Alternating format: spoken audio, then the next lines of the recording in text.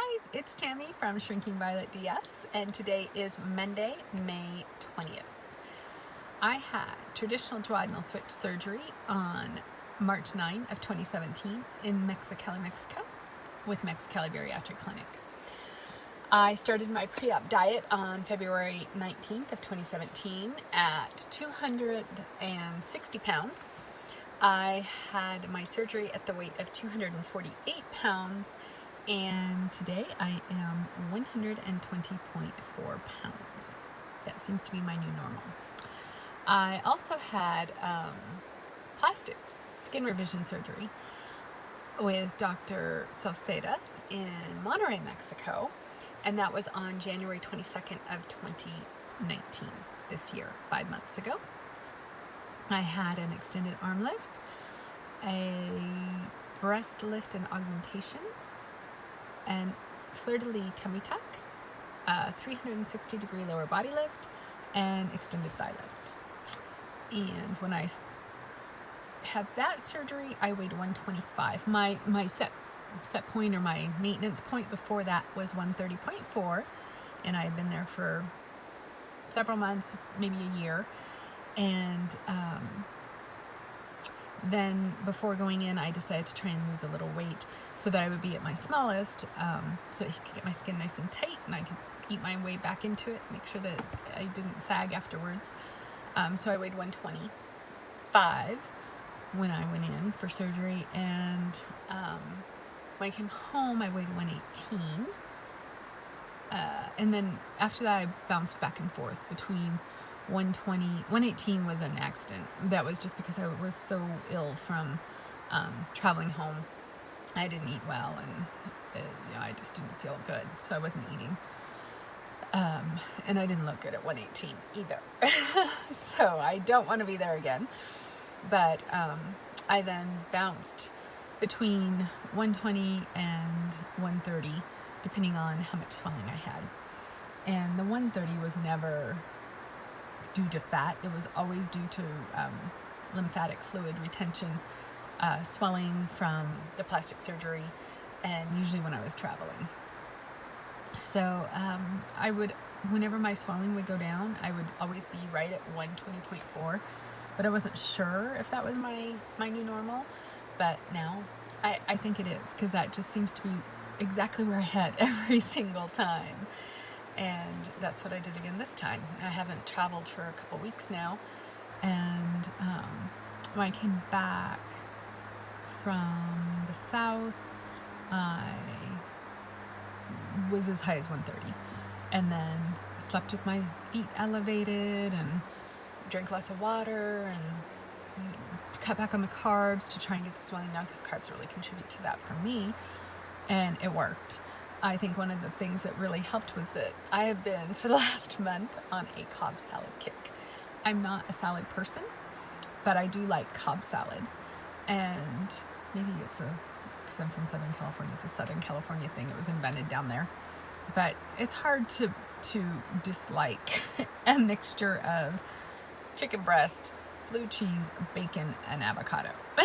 So, when I still lived down in San Diego, I would have Cobb salad like 2 or 3 times a week. But I hadn't had one, I don't think, in years. And then all of a sudden I woke up, like a month ago, just craving Cobb salad. And so I gathered all the stuff together to make it. And I make mine with an entire head of romaine lettuce, a head of watercress, a whole wedge of blue cheese, it's usually 4 to 5 ounces, an entire large avocado, 6 pieces of bacon, and then a third to a half cup of Toby's blue cheese dressing. And that's the only blue cheese dressing, that pre-made blue cheese dressing, that I found that I really like. It tastes good, it tastes homemade. It isn't slimy like a lot of pre-made dressings. They get that xanthan gum in there, and they put too much of it in, and it's just the mouth feels terrible. But Toby's is not. It's really good. I think they have 4 different types. They've got a feta cheese, a ranch, a blue cheese. Maybe it's just 3 types. There could be a fourth one, but I don't remember what it would be. Anyway, you can find it in the refrigerated section of your produce area where they put all the refrigerated salad dressings. And it's in like a little jar. Really highly recommend it.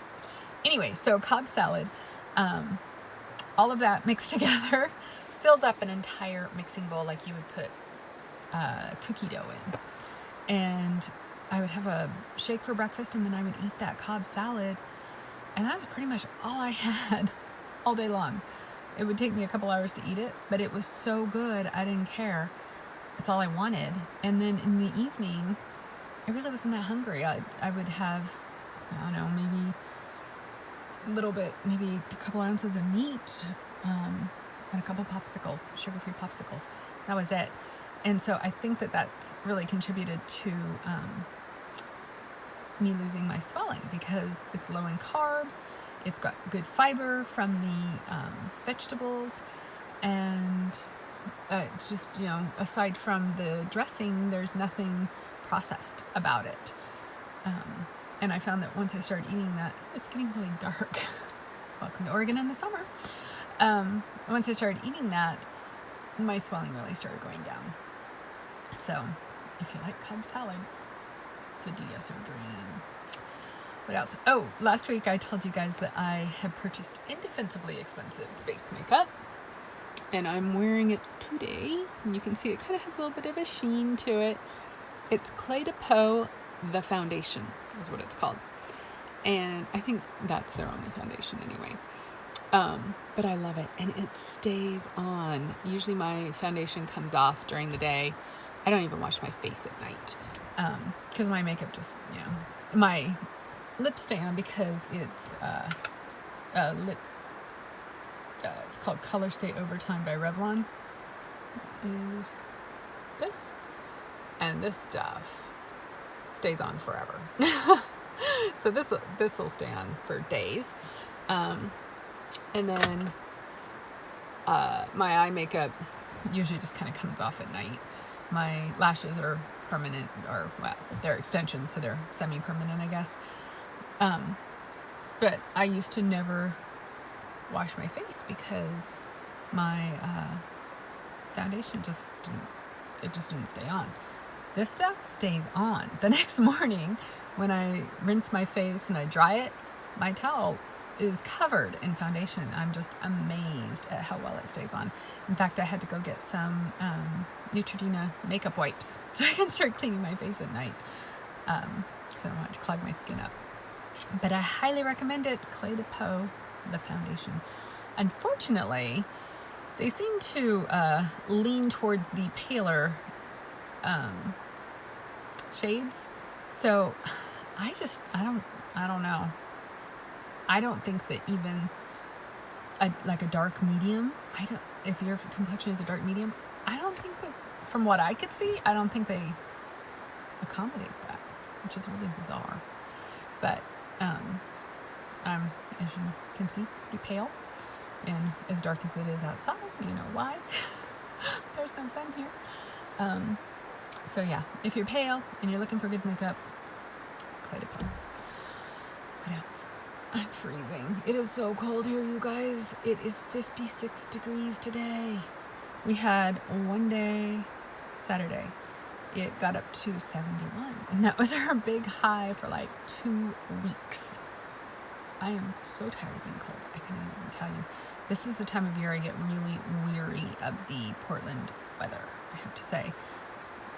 From like May 1st until June 15, July 1, it just doesn't seem like it should be cold anymore, and it is. And it is bungling cold and windy, and I'm over it.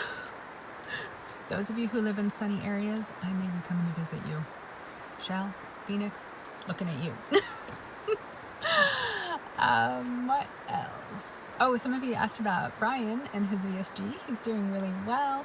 It's so interesting to watch and see him going through this, and just reminding him, you know, that he saw me go through it, so it's normal. He's stalled right now at 208.4, and he's been there for 3 days.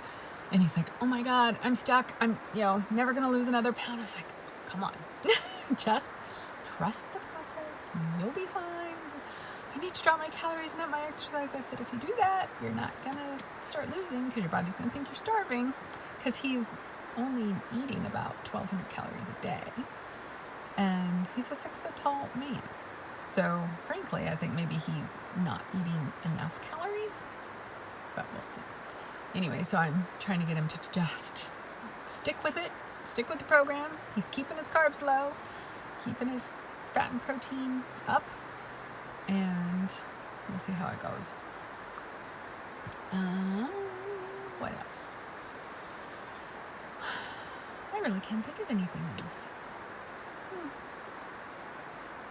I probably should have written down a few things before I came to you, all spur of the moment on a Monday. Yeah, that's it. So it's a nice quick one today. You guys have a great week. If you have any questions, let me know, and I will talk to you next week. I hope it's warmer where you are. Bye.